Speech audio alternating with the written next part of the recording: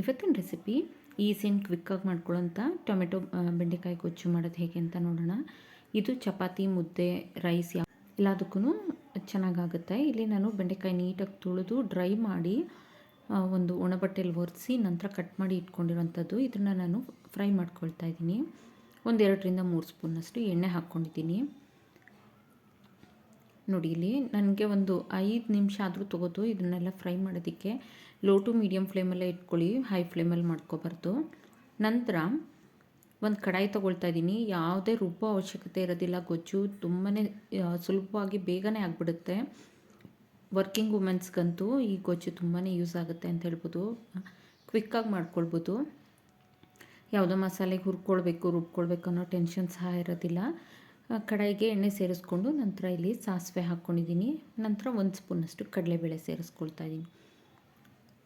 ಕಡಲೆಬೇಳೆ colour change ಆದ ನಂತರ ಇಲ್ಲಿ 1 ಈರುಳ್ಳಿನ ಸಣ್ಣಕ್ಕೆ ಹೆಚ್ಚಿಟ್ಕೊಂಡಿರೋಂಥದ್ದು ಹಾಕ್ಕೊಳ್ತಾ ಇದ್ದೀನಿ. ಮೀಡಿಯಮ್ ಸೈಜಲ್ಲಿ ಕಟ್ ಮಾಡಿದ್ದೀನಿ. ತುಂಬ ಸಣ್ಣಕ್ಕೇನೋ ಕಟ್ ಮಾಡೋಂಥ ಅವಶ್ಯಕತೆ ಇಲ್ಲ. ನಂತರ ಇದನ್ನೆಲ್ಲ ಚೆನ್ನಾಗಿ ಎಣ್ಣೆಯಲ್ಲಿ ಫ್ರೈ ಮಾಡ್ಕೊಳ್ಬೇಕು. ಈ ರೀತಿ ಎಣ್ಣೆಯಲ್ಲಿ ಫ್ರೈ ಮಾಡ್ಕೊಂಡ ನಂತರ ಇದಕ್ಕೆ ನಾನಿಲ್ಲಿ ಹೆಚ್ಚಿಟ್ಕೊಂಡಿರೋಂಥ ಟೊಮೆಟೊನ ಸೇರಿಸ್ಕೊಳ್ತಾ ಇದ್ದೀನಿ. ನಾನಿಲ್ಲಿ ಒಂದು 2 ಟೊಮೆಟೊನ ಕಟ್ ಮಾಡಿ ಇಟ್ಕೊಂಡಿದ್ದೆ. 2ರಿಂದ 3 ಟೊಮೆಟೊ ಬೇಕಾಗುತ್ತೆ. ಈ ಟೊಮೆಟೊನ ಹಾಕ್ಕೊಂಡು ಚೆನ್ನಾಗಿ ಫ್ರೈ ಮಾಡ್ಕೊಳ್ಬೇಕು. ನಂತರ ಇಲ್ಲಿ ಟೊಮೆಟೊ ಬೇಗ ಬೇಯಬೇಕು ಅಂತಂದರೆ ಸ್ವಲ್ಪ ಉಪ್ಪು ಅಥವಾ ಅರಿಶಿನ ಯಾವುದಾದ್ರೂ ಸೇರಿಸ್ಬೇಕಾಗುತ್ತೆ. ನಾನಿಲ್ಲಿ ಸ್ವಲ್ಪ ಅರಿಶಿನ ಸೇರಿಸ್ತಾ ಇದ್ದೀನಿ. ಅರಿಶಿನ ಸೇರಿಸೋದ್ರಿಂದ ಟೊಮೆಟೊ ಬೇಗ ಸಾಫ್ಟ್ ಆಗುತ್ತೆ, ತುಂಬ ಟೈಮ್ ತೊಗೊಳ್ಳೋದಿಲ್ಲ. ನಂತರ ಇದನ್ನೆಲ್ಲ ಚೆನ್ನಾಗಿ ಫ್ರೈ ಮಾಡಿಕೊಂಡು ನೋಡಿ, ಈ ಥರ ಸ್ಮ್ಯಾಶ್ ಮಾಡ್ಕೋಬೇಕು. ಸ್ವಲ್ಪ ಸ್ಮ್ಯಾಶ್ ಮಾಡ್ಕೊಳ್ಬೇಕಾಗುತ್ತೆ. ಈಗ ನಾನು ಏನು ಹುರಿದು ಇಟ್ಕೊಂಡಿದ್ನಲ್ಲ ಆ ಬೆಂಡೆಕಾಯಿನ ಇದಕ್ಕೆ ಸೇರಿಸ್ಕೊಳ್ತಾ ಇದ್ದೀನಿ. ಚೆನ್ನಾಗಿ ಹುರ್ಕೊಳ್ಬೇಕು ಬೆಂಡೆಕಾಯಿ, ಇಲ್ಲಾಂದರೆ ತುಂಬ ಲೋಳೆ ಲೋಳೆ ಆಗುತ್ತೆ ಗೊಜ್ಜು. ಈ ಥರ ಚೆನ್ನಾಗಿ ಹುರ್ಕೊಂಡಿರೋಂಥ ಬೆಂಡೆಕಾಯಿಗೆ ನಾನು ಸೇರಿಸ್ಕೊಂಡು ಚೆನ್ನಾಗಿ ಮಿಕ್ಸ್ ಮಾಡ್ಕೊಳ್ತಾ ಇದ್ದೀನಿ. ಈಗ ಇದಕ್ಕೆ ರುಚಿಗೆ ತಕ್ಕಷ್ಟು ಉಪ್ಪು, 1/4 ಸ್ಪೂನಷ್ಟು ಉಪ್ಪು ಹಾಕ್ಕೊಂಡಿದ್ದೀನಿ. ಹಾಗೆ 3ರಿಂದ 4 ಸ್ಪೂನಷ್ಟು ಧನಿಯಾ ಪೌಡರ್ನ ಸೇರಿಸ್ಕೊಳ್ತಾ ಇದ್ದೀನಿ. ಗರಂ ಮಸಾಲ 1 ಸ್ಪೂನಷ್ಟು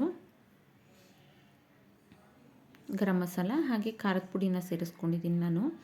1 ಸ್ಪೂನಷ್ಟು ಖಾರ, ನಿಮ್ಗೆ ಎಷ್ಟು ಬೇಕಷ್ಟು ರುಚಿಗೆ ನೋಡಿಕೊಂಡು ಖಾರಕ್ಕೆ ಎಷ್ಟು ಬೇಕಷ್ಟು ಖಾರದ ಪುಡಿ ಸೇರಿಸ್ಕೊಂಡು ನಂತರ ಈ ಥರ ಮಿಕ್ಸ್ ಮಾಡ್ಕೊಳ್ಬೇಕು. ಮಸಾಲೆ ಎಲ್ಲ ಸ್ವಲ್ಪ ಹಸಿ ಸ್ಮೆಲ್ ಹೋಗಬೇಕು, ಅಲ್ಲಿವರೆಗೆ ಈ ಥರ ಮಿಕ್ಸ್ ಮಾಡಿಕೊಟ್ಟು ನಂತರ ಇದಕ್ಕೆ ನೀರನ್ನು ಸೇರಿಸ್ಕೊಳ್ಬೇಕು. ನಾನು ಈ ಕನ್ಸಿಸ್ಟೆನ್ಸಿಗೆ ಒಂದು 1/4 ಲೀಟ್ರಷ್ಟು ನೀರನ್ನು ಸೇರಿಸ್ಕೊಳ್ತಾ ಇದ್ದೀನಿ. ಅಂದರೆ ನೀರು ಕುಡಿಯೋ ಲೋಟ ಇರುತ್ತಲ್ಲ, ಅದರಲ್ಲಿ 1 ಗ್ಲಾಸ್ನಷ್ಟು ನೀರನ್ನು ಸೇರಿಸ್ಕೊಂಡ್ರೆ ಸಾಕಾಗುತ್ತೆ. ಈ ರೀತಿ ಚೆನ್ನಾಗಿ ಮಿಕ್ಸ್ ಮಾಡಿಕೊಡ್ಬೇಕು.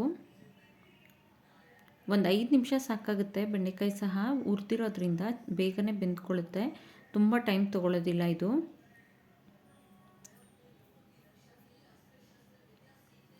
ಈ ರೀತಿ ಚೆನ್ನಾಗಿ ಮಿಕ್ಸ್ ಮಾಡ್ಕೊಳ್ಳೋಣ. ನೋಡಿ, ಅದರಲ್ಲಿ ಮಿಕ್ಕಿದ 1/4 ಗ್ಲಾಸ್ನಷ್ಟು ನೀರನ್ನು ಸಹ ಸೇರಿಸ್ಕೊಂಡು ನಾನು ಮಿಕ್ಸ್ ಮಾಡ್ಕೊಳ್ತಾ ಇದ್ದೀನಿ. ಟೋಟಲ್ ಇಲ್ಲಿ 1 ಗ್ಲಾಸ್ನಷ್ಟು ನೀರನ್ನು ಸೇರಿಸ್ಕೊಂಡಿದ್ದೀನಿ. ಇದನ್ನು ಈಗ ಲೋ ಟು ಮೀಡಿಯಮ್ ಫ್ಲೇಮಲ್ಲೇ ಬೇಯೋದಕ್ಕೆ ಲಿಡ್ ಕ್ಲೋಸ್ ಮಾಡಿ ಬೇಯೋದಕ್ಕೆ ಬಿಡೋಣ. ಒಂದು 5 ನಿಮಿಷ ಬೆಂದರೆ ಸಾಕಾಗುತ್ತೆ. ನೋಡಿ, 5 ಮಿನಿಟ್ಸ್ ಆಗಿದೆ ಬೆಂದು. ಈಗ ನಾನು ಗರಂ ಮಸಾಲ ಸೇರಿಸ್ಕೊಳ್ತಾ ಇದ್ದೀನಿ. ಸೇರಿಸ್ಕೊಂಡು ಚೆನ್ನಾಗಿ ಮಿಕ್ಸ್ ಮಾಡಿಕೊಡ್ಬೇಕು. ಇಷ್ಟೇ, ಸಿಂಪಲ್ಲಾಗಿ ಬೆಂಡೆಕಾಯಿ ಟೊಮೆಟೊ ಗೊಜ್ಜು ರೆಡಿ ಆಗುತ್ತೆ. ನೀವು ಚಪಾತಿ, ಮುದ್ದೆ, ರೈಸು ಯಾವುದ್ರ ಜೊತೆಗಾದರೂ ಕಾಂಬಿನೇಷನ್ ಆಗಿ ತಿನ್ಬೋದು. ಅಷ್ಟೇ ರುಚಿಯಾಗಿರುತ್ತೆ ಬೆಂಡೆಕಾಯಿ ಗೊಜ್ಜಿದು. ಯಾವುದೇ ಮಸಾಲೆ ರುಬ್ಬೋ ಅವಶ್ಯಕತೆ ಇಲ್ಲ, ಕ್ವಿಕ್ಕಾಗಿ ಆಗಿಬಿಡುತ್ತೆ. ನೋಡಿ, ಇಲ್ಲಿ ಬೆಂಡೆಕಾಯಿ ಎಲ್ಲ ನೀಟಾಗಿ ಬೆಂದಿದೆ. ಈಗ ಇದನ್ನು ಸರ್ವ್ ಮಾಡ್ಕೊಳ್ಬೋದು. ಈ ವಿಡಿಯೋ ಇಷ್ಟ ಆದಲ್ಲಿ ಲೈಕ್, ಶೇರ್ ಆ್ಯಂಡ್ ಸಬ್ಸ್ಕ್ರೈಬ್ ಮಾಡಿ. ಹಾಗೆ ಕಮೆಂಟ್ ಮಾಡಿ ತಿಳಿಸಿ. Thank you for watching. Follow for more videos. ಈ ಥಿಕ್ನೆಸ್ ಇದ್ದರೆ ಸಾಕಾಗುತ್ತೆ. Thank you.